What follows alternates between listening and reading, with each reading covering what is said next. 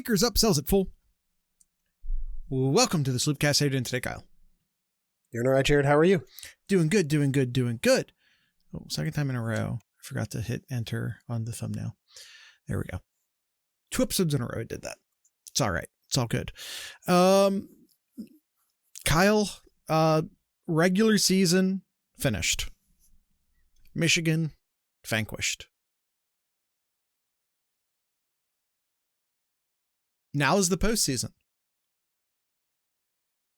And as weird as it is to say, because I don't think we've said this, not this late into the season anyway, since 2006. Best 2 teams in the country are in the Big Ten. The long national nightmare of the SEC thinking that it is so much better than everyone else has come to an end. I mean, maybe they still think it. They probably still think it. But we can all laugh at them now. Where it started off being not that true, but then the perception and the narrative was pushed so hard that the recruits bought in, which eventually made it true. But we're not living in those times anymore. Yep. The best 2 teams in college football right now are in the Big Ten, and so weirdly, one of them is Indiana. Well, hypothetical wins don't count as much anymore. I mean, you have that too. I mean, Ohio State doesn't win either of their last 2 national titles in the BCS era. Period. Mm-hmm. They don't. They don't get to play for them. They don't get to prove it on the field. Yeah. All right, let's go ahead and talk about our the Indiana Hoosiers in the Big Ten championship game. Yeah, it's just so weird seeing a good Indiana. A good Indiana. Like a legitimately good Indiana. You got Ohio State, who hasn't won the Big Ten title in 5 years. And you have Indiana, who has only ever won the Big Ten conference title twice in its program history. Were either of those times full championships? Because for the young folks in the crowd, you used to have co-champions fairly often because there was no Big Ten title game. And we used to have the lamest tiebreaker on earth for the Rose Bowl. As anyone who remembers that season remembers, when Ohio State got jobbed out of the Rose Bowl because they were co-champions with Northwestern. Yep. The last time they were a conference champion, it was a 3-way tie with Indiana, Purdue, and Minnesota back in 1967. What a lineup. They did win it. They did win it once. They did win it once outright back in 1945 when they went 9-0-1. Were we still at war? 1945. Because I feel like maybe we might have still been at war. Mm-hmm. We were definitely still occupying people in the post-war. Our Army was the national champion that year. Because we were at war. We had a draft. I'm not even kidding. We had a draft. You played for Army if Army said you played for Army. Now that's recruiting. Let's get to know Indiana. Army was world champions in 1945. Esquire, true. This is true, yes. All right, let's look let's look at Indiana here. Ended in September of 1945, which that's well after National Signing Day. That's all I'm saying. All right, we got to move on. Indiana. No, these history jokes are hitting. Trust me. Yeah, Indiana here. Defensively, it's like both teams kind of looking at themselves in the mirror. Very, very similar in terms of statistics here. Statistics like points per game. Indiana third, Ohio State 1. Points per play. Indiana 5th, Ohio State 1. Points per play 4th. Yards per game. Unless you're looking Indiana 6, Ohio State 1. Oh, I'm sorry, you're looking at the defense. My bad. Yeah, I mean offensively, yeah. Again, if you look just at the stats, yeah, Indiana has the slight edge over Ohio State. Like they are like 3rd, 4th, 9th, 8th in like the major categories offensively, while Ohio State is like 17th, 27th, 17th. Are those per play averages? So if I'm doing per play, because I think we need to look at per play the way Ohio State's been playing offense this year. Okay, so points per play, Indiana's 4th, Ohio State is 10th. Okay. And if we do rushing yards per rush, Ohio State is 38th. So they've improved. Ohio State has been improving in that. Mm-hmm. Indiana is 12th. Okay. And then the last one here. So passing, Ohio State yards per pass is 11th at 9 yards per pass. And Indiana is 6th at 9.2. There you go. So pretty much even there. So, I mean, statistically, they're just right there. And I think the really important one here, Jared, the really, really important one, look at the third down conversions. Look at the third downs. Indiana is number 2. They are converting 55% of their third downs and letting up just under 29%. It's pretty good. Ohio State is number 1 offensively at 55.28, and Indiana's 55.22. So exactly the same, pretty much. It's a tie. And then Ohio State is number 2 defensively, converting third downs at 27.94. So that's one whole percentage. That's a whole percentage difference. That's an entire percentage point. That represents several first downs. Man. This is just going to be just iron on iron if you're looking at statistic wise though. But I think the big thing, and then we'll get to the players here. I think the huge thing here of the difference is the turnovers.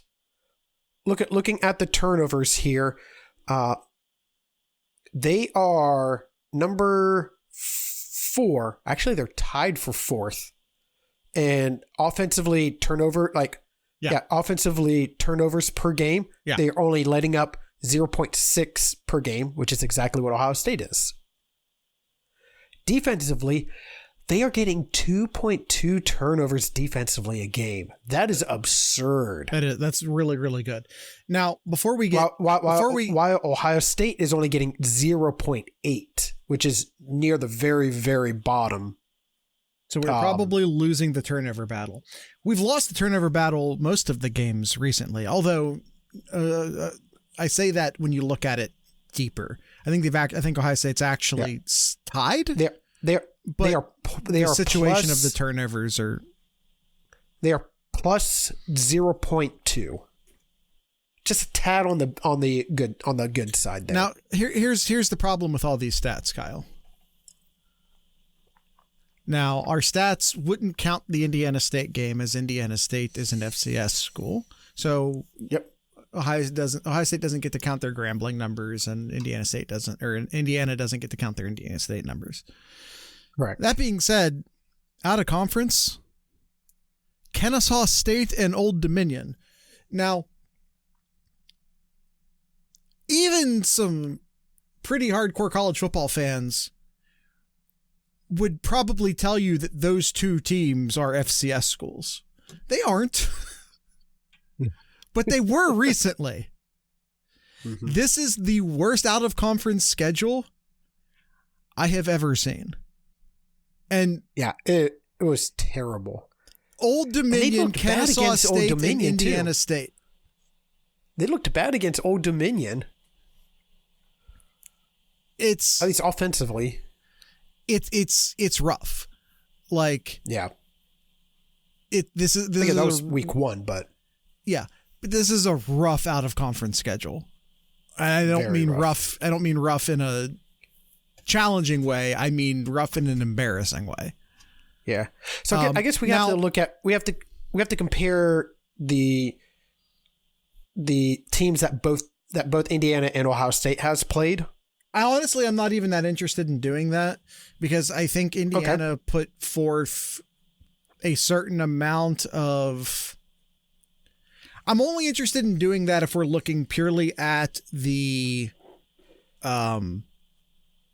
differential, the point differentials, because I know Indiana's probably put up, especially on the offensive side, some more gaudy numbers because Ohio State was shortening games, right?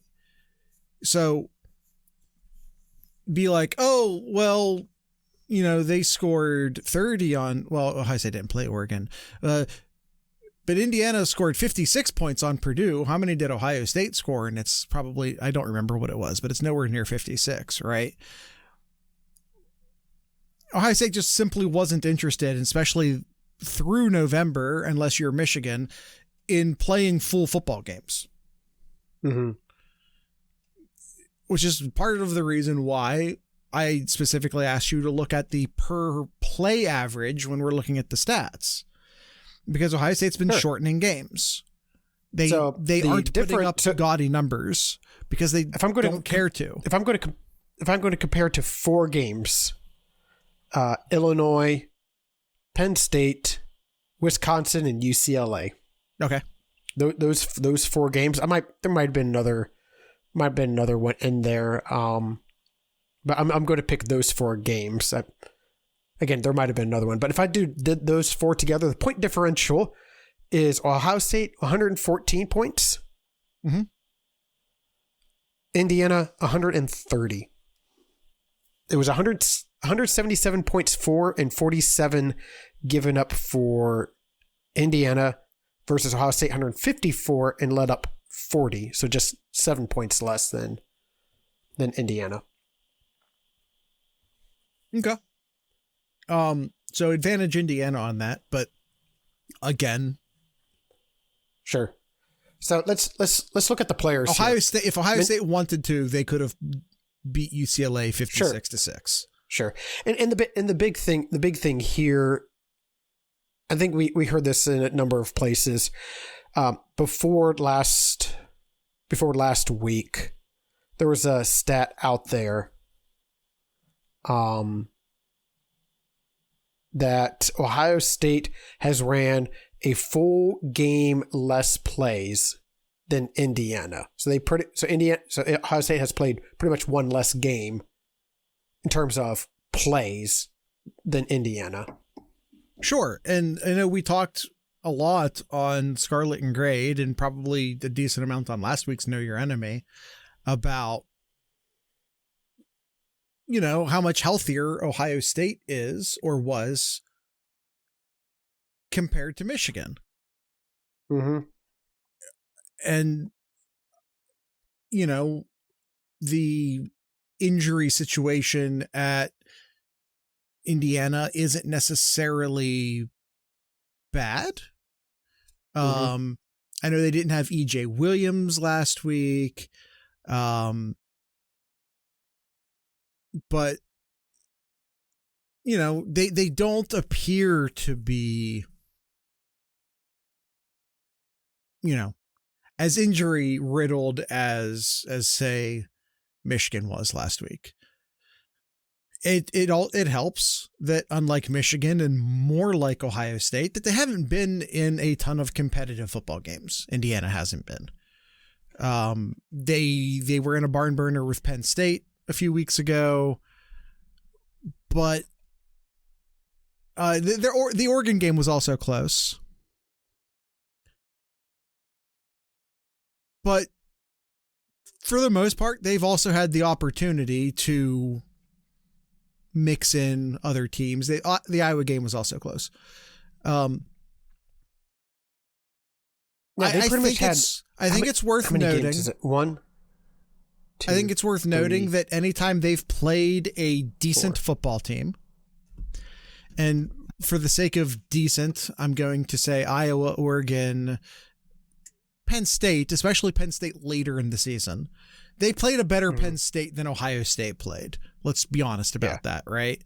Penn State started to sort of figure some stuff out later in the season. Ohio State had Penn State at their near worst. So, credit to Indiana. Those weren't the same football teams. I'm not trying to be a homer here. Indiana has had 4 games where they were within 2 score, where their opponents were within 2 scores for the final score. That is, they 4 games. Penn State by 3, Oregon by 2, Iowa by 5, and Old Dominion by 13. And how many games would you think? And how many games would you think the Ohio State opponents have in the final score have been within 2 scores? Texas. Just Texas. Yeah. So again, that was week 1. I don't know. It's not, you would think this would be easy to compare. It's really not. We've got a lot of numbers up here. If you're watching us on the YouTube, we got a lot of numbers up here for like Mendoza, very accurate, 72%, 32 passing touchdowns. Is that what counts as accurate in Bloomington? That's 32 passing touchdowns, days. 6 rushing, only 5 interceptions. They got a dual running back which they have almost 1,700 yards and 13 touchdowns between the two. And they got a pair of wide receivers who each have, who are each over 600 yards and 11 touchdowns each as well too. Yeah, no, the running game for Indiana is top notch. They're one of the top teams in terms of rushing. They're rushing over 200 yards per game, puts them number 9. I think Michigan was 10th, and we saw Ohio State holding them to 100 yards for the entire game there. But yeah, I think this team really does well, Indiana, because their defense puts them in really good position to be able to score too. As I mentioned before, they're causing 2.2 turnovers a game. That's absurd. That's a lot. And you look at some difference makers, and it really starts with their safeties. Their safeties have a combined over 100 tackles, 9 interceptions between the two. Like that's a big difference maker right there. And then you have their edge rusher, Steph Daly, who has almost 20 tackles for loss as well. And their defensive tackle, has 10 tackles for loss as well. So their defensive line getting it done up front. Linebackers are doing what they need to do, and their safeties are just cleaning up too. It's just a really, really well balanced defense that Indiana has. I mean, well balanced actually really just describes the entire team that well. As well. I mean, this is the most balanced team Ohio State's played all year, offensively and defensively. They're, athlete for athlete, they can't stay on the field with Ohio State. But also, there's no holes. Mm-hmm. With Michigan, it was like, well, if you can get some points up on them and force them to pass and get away from their run game, or if you load the box and you take out their run game and force them to pass, then they'd be in trouble, which, we said last week and then we saw on Saturday. Yeah. It's, you're not going to get any such ease against Indiana. Yeah. They have a incredibly effective run game and pass game. On the defensive side, they stop the run well, they stop the pass well. There are no holes in the Indiana team. Yeah. They are solid across the board. And again, I will say, athlete for athlete, they can't stick with Ohio State. If Ohio State executes to the best of their ability, Ohio State will win. But the margin of error is slim. Probably the most slim it's been since Texas. More slim than it was against Michigan. This is a better football team than Michigan, if that needs to be said. If you need to hear 5.5 points. I mean, if you fuck Vegas. Just, this is, Michigan had injuries and Michigan has an anemic passing game. Indiana, I would say in spots, can't even necessarily hang with Michigan athlete for athlete in spots in certain position groups.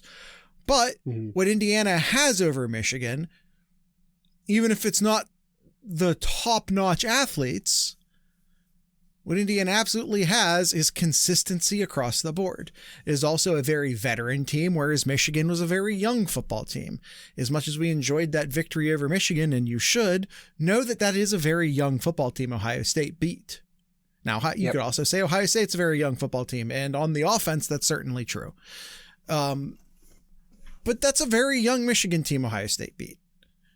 If they can keep that band of players together, which in this day and age is not a given, but if they can keep that band of players, that's going to be a better Michigan team next year. Yeah. We got to take an ad break. I'm just saying Michigan's a young team. This Indiana team is not. This is a veteran football team. And, I also don't want you to think that, like I'm saying, that Indiana doesn't have athletes. Indiana does have athletes. Hemby and Black are excellent running backs. Amari Cooper is an excellent wide receiver. All three of their receivers are very good. Again, athlete for athlete, not as good as Ohio State's wide receivers, but they're still very, very, very good. This is not a team you can take lightly.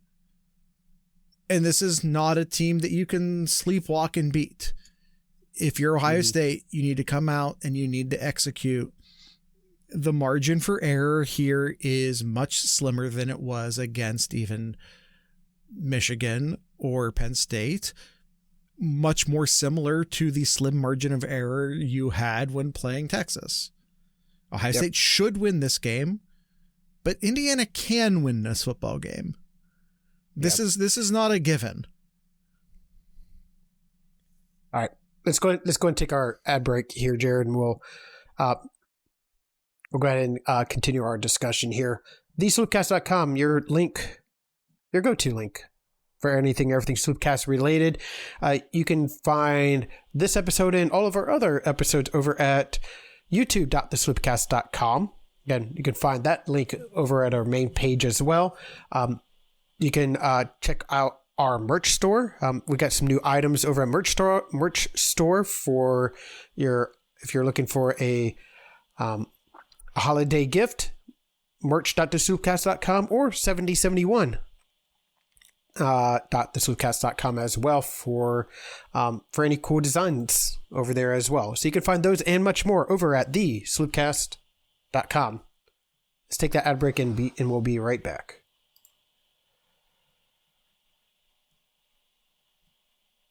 Esquire in the chat says, we're going to finally uncork the offense, I think. Sayan is built for a dome. Sayan's built for a dome. Smith is built for a dome.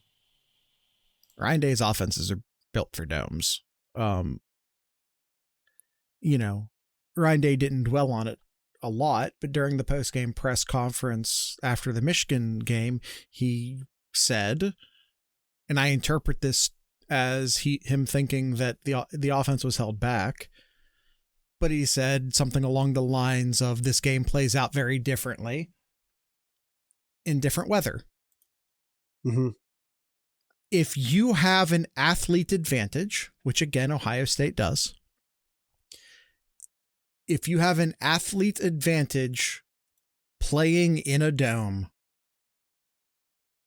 is beneficial to you greatly. It essentially turns into a track match at that point. Not a track match, a track meet. A track game, a track competition. Ooh. Kyle, this is where you, the track person, are supposed to make fun of me. I'm just gonna move on. It's okay. Fair enough. Indiana, Jared, looking for their first win over Ohio State since 1988. I mean, this is their best shot since 2020. That they'll really. I mean, this is their best. This is their best shot since 2020. That they have that chance to beat Ohio State here. Now, yeah, I mean, sure, you can look at last year. Yeah, you can look at last year, but Ohio State just dominated, absolutely dominated that game. Well, and I think that's a thing maybe worth exploring, is that the last time these two teams met, and granted, they are different football teams. Sayan wasn't on that team. Well, I mean, he was on the team, but he was a redshirt freshman. Or excuse me, he was a true freshman who was redshirting. Didn't play. He didn't play. Thank you, Kyle. Mendoza wasn't on the football team. Lots of players are different. So it's lazy to just be like, these teams played last year and Ohio State crushed them. But it's still more true than it isn't. It's more true than it isn't.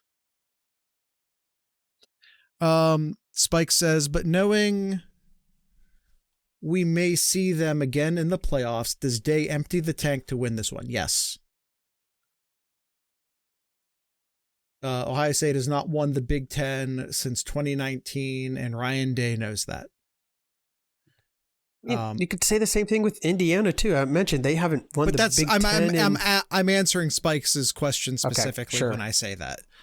Day's not going to hold anything back. I'm just saying that specifically within. There's some dumb outlets out there that or say maybe these teams should hold back and rest. Like, does this game really mean anything? Yes, it means everything, because there's a lot of talk about like the Georgia and Alabama. Like, does the SEC championship game really mean anything nowadays when both of them are going to get in, and this and that? It's like, yeah, it really should. It really should. Esquire asks, first he says, I bet Sayan throws a mean javelin. Sure. I have no reason to doubt that he could do that if he wanted to. But then he says, will we blitz Mendoza? I wonder. The way the defense has operated so far this year is they will selectively blitz. They will situationally blitz. They kind of have a tendency to like, oh, we're just gonna send three guys. Oh, we're just gonna send three guys. We're just going to send three guys, and then sort of build the confidence up of the quarterback a little bit, make them think they can hold the ball a little bit longer. Mm-hmm. And then boom, five guys. Yeah. Burgers and fries. Like, here comes the blitz. Mm-hmm. And so it's, sorry, go ahead. Ready to do some sloop stairs here? Sure. All right. First question here: Ohio State player to watch in this game here. To me, I think it's going to be Julian Sand He needs to just continue being himself that he has been all year, just absolute legend that he is and has been all year. Being able to just move the ball with ease, converting those third downs, and keeping those drives alive there. It's going to come down to Julian Sain being able to put the ball where it needs to go into his playmaker's hands there. So, yeah, I'll go with Julian Sain. I got Sain and Mendoza in the thumbnail. I'm definitely going to pick Mendoza on the enemy player to watch. Yeah. And we haven't touched on it because I don't care about the Heisman, quite frankly. It's not important to me. It's political, and people will submit their votes before they even get the voting's regional. The Heisman's stupid. I don't really care about it. But according to a lot of people, the people who do care about it, this game is not just for the Big Ten, it's also for the Heisman, according to some. Maybe. So but I don't care. I don't care about the Heisman. I'm going to go Mendoza for enemy player to watch. But on the Ohio State side, I'm more concerned about the defense. Ohio State will get their points. I don't care how good Indiana thinks their defense is. Ohio State will get, at worst, 27 points. This defense is yet to allow more than 17 points this year. And does Indiana break that? Does Indiana put up a new high against this defense? It's legitimately possible. Again, this is the most complete the most complete offense Ohio State has played all year. It is entirely possible. I've never felt more concerned that a team is going to score 20 plus on this defense. So to me, the key is the defense. And therefore I'm going Caleb Downs. Okay. Yeah. Indiana, Mendoza was the easy choice here, but I think I'll pick their safety, Lewis Moore. 86 tackles, 5 interceptions for the safety there. Sure. I'll pick him as the Indiana player to watch. Is he going to give Sain any kind of issues when he's trying to throw the ball deep or to throw it into specific coverage that Sain thinks that they may be in too? So I'll go with the Lewis Moore for Indiana player to watch. Key matchup. Yeah, I think honestly, I know this whole game is revolved around Sain versus Mendoza, but honestly, it's the running attack from Indiana that's been really the big thing in this game here. They got a two-headed back here, him being Black, that we discussed before. We mentioned at the start of the season that Penn State has the best dual running back. Now, I think athletically wise, I still think that's true. Penn State still does, but if you look in terms of the stats, Indiana has the two-headed back monster right now too. So I think it's Ohio State's front seven being able to stop these two running backs, because they may be able just to try to run at Ohio State, seeing the type of success at times that Michigan had against Ohio State, and can they replicate that with him being Black and be able to get what were they averaging? Where was it here? 5.5 yards per carry. Yeah. I'm going along those same lines. I'm going to take a little different focus than you, but along those same lines, I'm going with the interior of the Indiana offensive line versus the interior of the Ohio State defensive line. If Ohio State can stop the easy stuff up the middle and push the running game to the outsides where, Downs and Reese and of course Styles can get involved and clean stuff up, I think you'll be okay on the running game. But in order to do that, you have to stop the interior running game.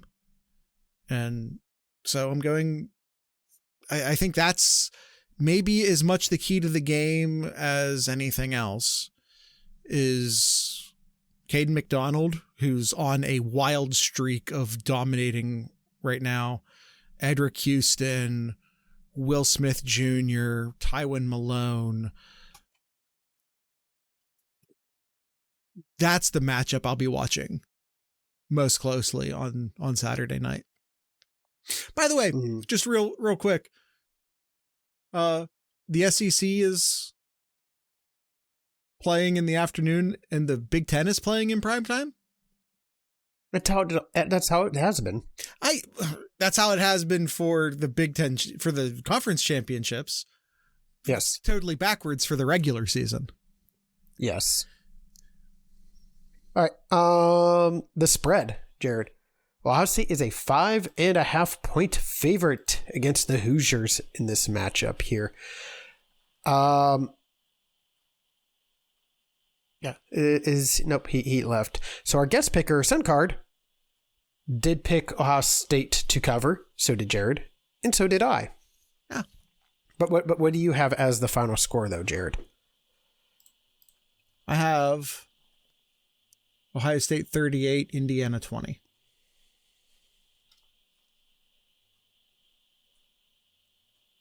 $38-20? 38-20. All right. I have Ohio State 24. Yeah, just making sure my math's right. 24, Indiana 17. There you go. Spikes. Z Spikes, that was my pick. You got to pick something else, Z Spikes. I said it first. It's not in the rules. You can't change the rules just because you don't like the way I'm playing. We can have the same score. Yeah. All right. Awesome. All right. Cool. Anything Spike, else, Jared? From Anything my else you want to? perspective, you did not get it out before Kyle did. I'm sure from your perspective, because of stream delay, you did. Mm-hmm. So from your perspective, I'm sure you think that's true. Mm-hmm. We're going to go to the tapes. We'll go to the tapes and look at it. The tape. Well, I'm the tape. I'm recording. I know. Kyle got it out first, but okay. From Spike's perspective, I'm sure he legitimately thinks he got it out first because from his perspective, he did. Anyway, important thing here is that Indiana blows. Yeah. All right. That is our. Don't make me quote the mailbox rule of contract conference acceptance. Championship preview. I won't. Got anything else? Anything else you want to mention here before we wrap things up? Do we have Austin's over-unders? We do not. We don't? I thought for sure he did. Did he put them in there? Oh, he did. I didn't see it. Austin, I did not see him put that in there. Austin, I expect a Team Jared when you go to listen to this. Okay. in the Sloop Cats only, right. Wherever you want in the Discord. But I just drop a single Team Jared emote, and we'll know what it means. All right, here we go. Rapid fire. Tate and JJ catches 9.5. Over for me as well. Aiden Fisher and tackles, or I'm sorry, Aiden Fisher tackles at 8.5. Who is the leading linebacker? Yeah, the leading linebacker tackler for this team. Isn't Hardy? Oh no, you're right. Hardy is. Yep, font was too small. Yep, Hardy is. Yeah, it's close. I'm going under. I'll go under. I'll go over. All right. Reese, Jackson, and Curry sacks at 1.51. I'm I'm going to go under. I'm going to go over. Okay. Mendoza passing yards at 224.5. I'll go over. Let's see. They are currently, as a team at least, passing at 242.7 a game. Mm-hmm. So that's not much below average. So I'm going to go under. All right. Bo and West rushing yards, 122.5. This feels like a passing game. I'm going to go under. Yeah, I'm thinking under as well. Not by much. I think both of them combined for just over 100. Yeah, it's a good number. All right. And Hemby and Surratt touches. No, Surratt's their second wide receiver. Yep, Surratt's their second receiver. Hemby is their leading rusher in terms of back 1A. Rushes and yardage. I'd call him back 1A. Sure. 16.5 touches. Yeah, I'll go over. I'll go over because touches also includes receptions as well for Hemby. Yeah. Does he get? I don't have that in front of me. Does he get a lot of receptions? I will try to find that real quick. I don't know right off. I only have his rushing stats in front of me.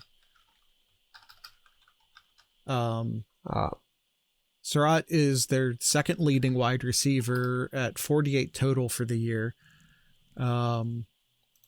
So here we go. If I do receiving, well, he's down there a little bit there. Receiving number Roman Hemby, he has 13 receptions for the year. So 1 a game, roughly. Yeah. Yep. I'm still going over. I'm gonna go under. Okay. All right. And last one is sand completion at 77.67%. We saw one bad drive, then we saw Sayan back on his shit. Like after a couple iffy games without his wide receivers, then last week he's playing in the weather a bit, didn't seem to slow him down too bad. Now we get him in a dome. We know he has Tate. We know he has Smith. Yeah, give me the over. He's popping 80. He's popping 80 plus this game. He hasn't popped an 80. I just described to you why he hasn't popped an 80 in a bit. I know. Just said it. I know. November 8th. 74%, 68%, and then last week 73%. I'm going with the recent numbers here, and I'll go slightly under at like 76%. Unlike those 3 games, he has both of his wide receivers and we playing in good weather, which he hasn't got to do since November 8th. Sure. But he hasn't faced a secondary like this. And this secondary hasn't faced a wide receiver crew or a quarterback like this. Period. Yeah, ever. Yeah. Yep. All right, cool. All right, that is everything on our list here, Jared. All right. Do you have anything in Kyle's corner? I'll just reiterate last episode. Just head on over to discord.thesloopcast.com. We will have much more information, much more talks in our Discord channel here. So come check us out again. Discord.thesloopcast.com. Also, if you use basically any application that has built-in GIFs, like a built-in GIF search, just try searching Sloopcast in there. We have a lot of cool stuff. It's in Tenor, which is what most of the time, if your app has a integrated GIF function, such as Discord or Twitter or otherwise, it's almost always Tenor. So just search Sloopcast in there. You'll find some cool stuff. including Chucky Chestnut, because that's who that is. That is Chucky Chestnut, who is legally distinct from any other nut-based mascots. My lawyer is here. He'll confirm that for me. That is Chucky Chestnut. He is legally distinct from all other nut-based mascots, and he's dropping a microphone. All right, that's it. I like that one. All right, that's it. Tonight's ending music brought to you by Playing to Vapors. So with all that being said, I'd like to encourage everyone to drink local beer, listen to local music, and of course, support your local podcasters. Once again, these are Playing to Vapors.